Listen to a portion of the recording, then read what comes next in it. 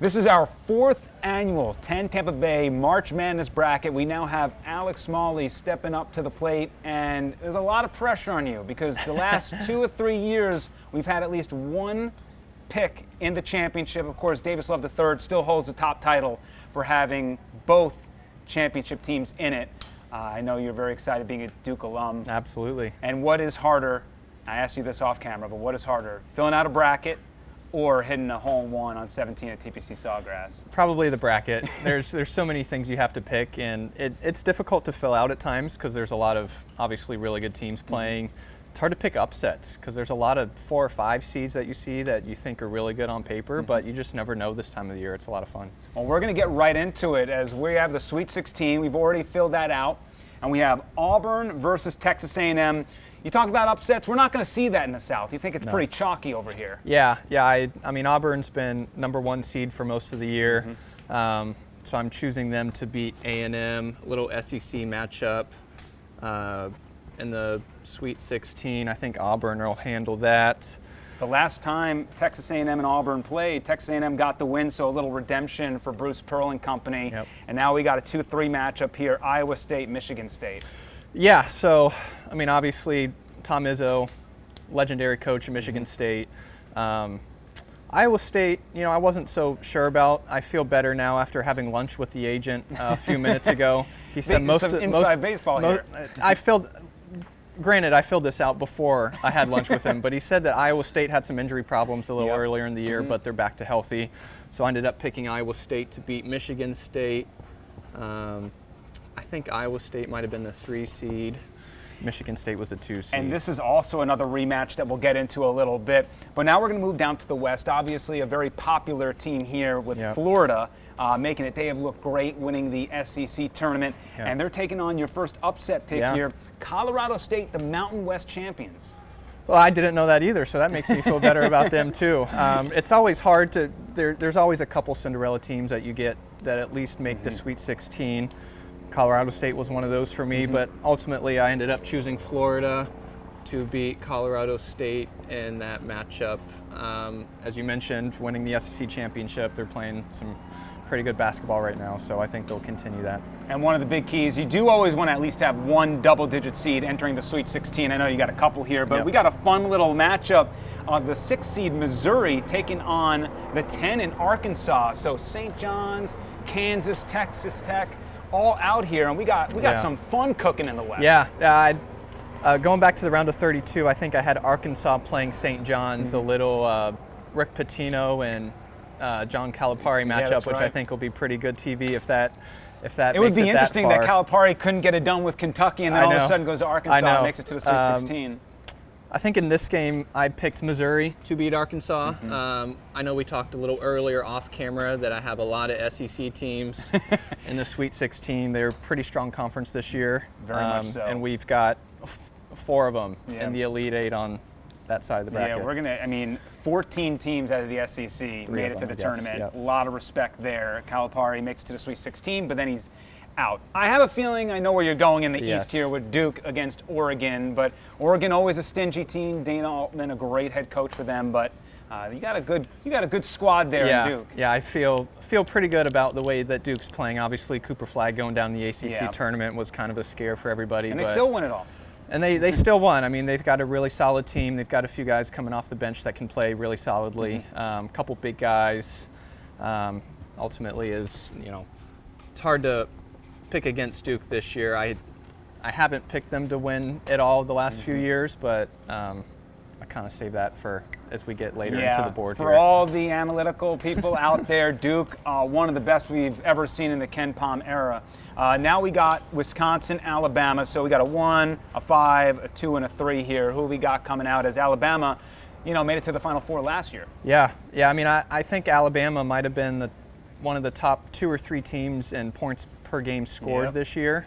Come in with stats. that might be my only stat. I saw that a couple of days ago. But, number 2 seed, they've been playing really well. I know they beat Auburn. I think it was the last time they played because Auburn got the best of them the first time. Yeah, Auburn had a rocky end to the season. Still won the SEC in the regular season. I ended up picking Wisconsin to beat Alabama. It's a big upset in this one.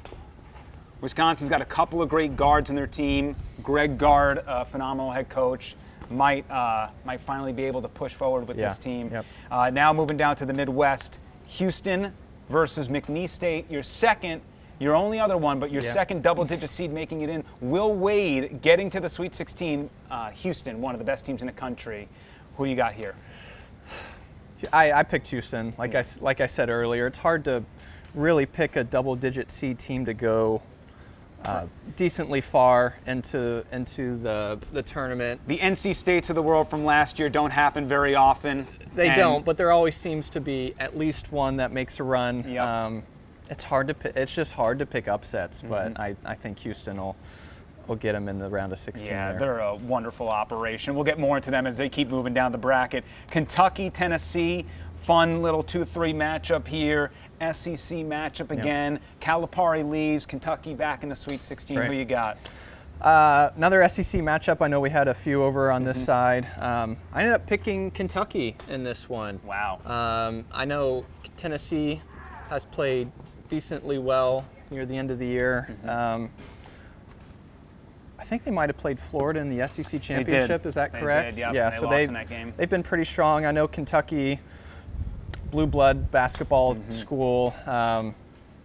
That's a tough one to pick, but I ended up choosing Kentucky. The talent is there for Kentucky. Is the consistency going to be there? That's what we have to figure out. Moving on to the Elite Eight and who's going to make it to San Antonio. We got Auburn, Iowa State in the non-conference schedule. Iowa State led by 18 against Auburn, blew that lead. Who's going to get the win here?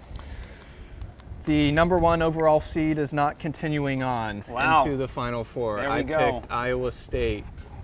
Sorry, Bruce Pearl. To beat Auburn.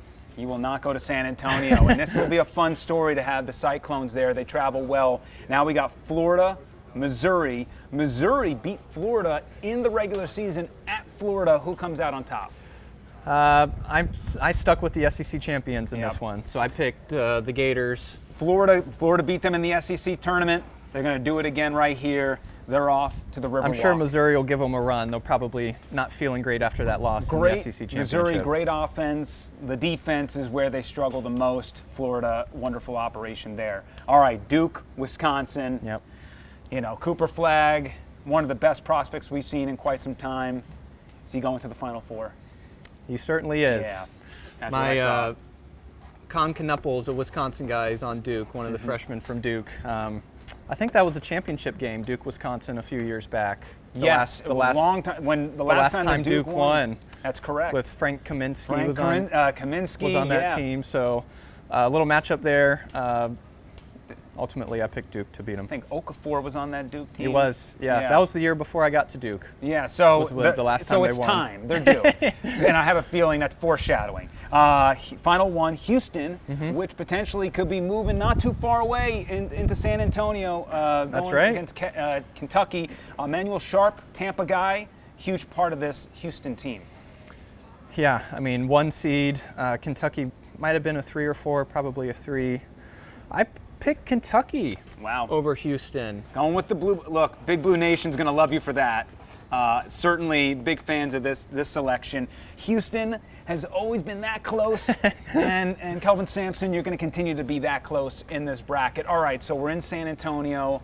We're hanging around the Alamo, and now we got to pick a championship matchup. Yep. We got Florida taking on Iowa State. We got the number 1 seed versus a number 3. Who do we got here? Good matchup between the Cyclones and the Gators. I picked Florida to come out on top in this one and to make it to the championship game. I mean, it's hard not to feel so confident in what Ty Golden has built there and how this team has looked all season long. And I assume with Duke and Kentucky. Yep.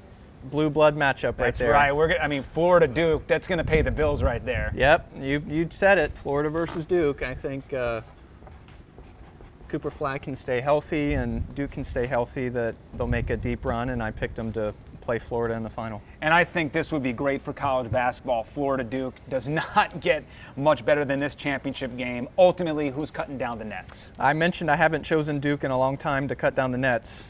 This year I did. Yep. So I'm a little biased too.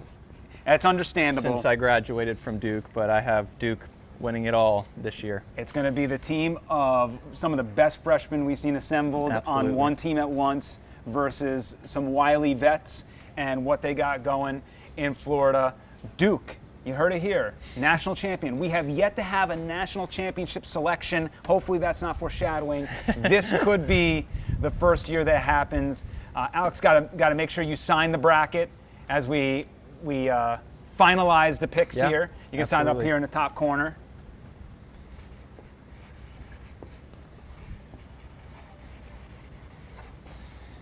And we thank you so much. Yeah, Once again, Thanks a Duke, bunch. national champions, cutting down the nets.